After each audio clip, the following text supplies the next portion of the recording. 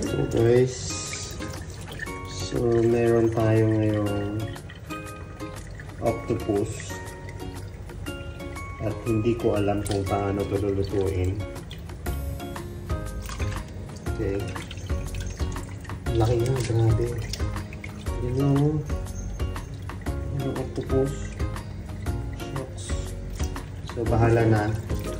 I think siguro ang gagawin ko dito is gigisahin ko na lang sa butter and madaming garlic.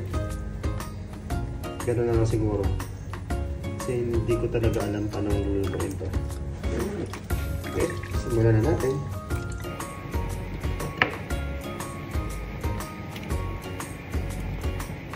Ano ko ba ito hiwain?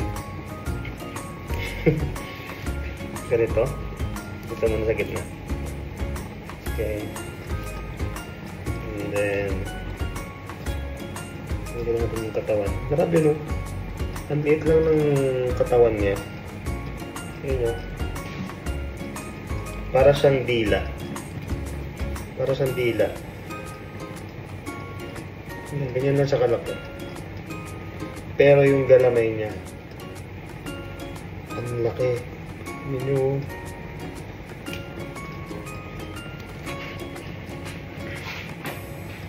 ano ba ito kasi lulutuin? So, ganun lang. Slice natin bawat galamay niya.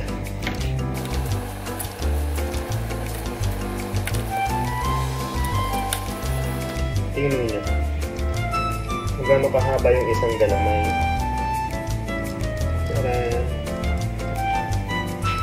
Ngayon, hindi ko alam paano hiwa.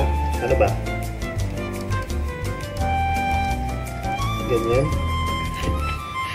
Ganyan? I don't know. Siguro ganyan, bite size. Kasi alam ko liliit pa yan eh.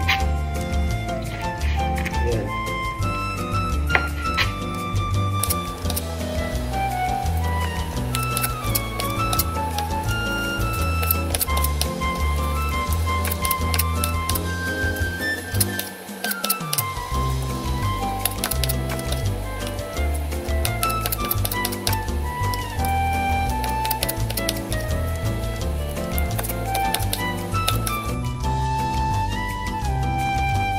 So after nating mahiwa yung octopus, hugasan lang natin and then pakuluan sa mainit na tubig for around a minute para mawala yung lansa. Huwag nyo papakuluan ng matagal kasi may possibility na maging makunat yung octopus nyo. So after a minute, just drain the excess water and hayaan nyo siyang matuyo. And now, tayo ay magigisa ng maraming bawang sa butter. At pagka na-achieve na natin yung golden brown color ng garlic, lagyan na natin yung dinrain natin meat ng octopus. At igisa lang natin ng maybe around 3 minutes. Isa-gisa lang hanggang sa makuha nyo itong ganitong itsura ng octopus. Pag kumukulo-kulo na yung butter, talagyan nyo na ng garlic powder, ground pepper, and chili powder. Dagdagan nyo na din ng patis. Bahala na kayo kung gaano karaming patis ang gusto nyo ilagay, basta according to your taste. And charan! Luto na. Huwag nyo masyadong patagalin kasi titigas.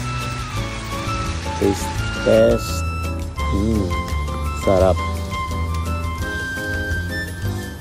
Ciao. Kain tayo guys.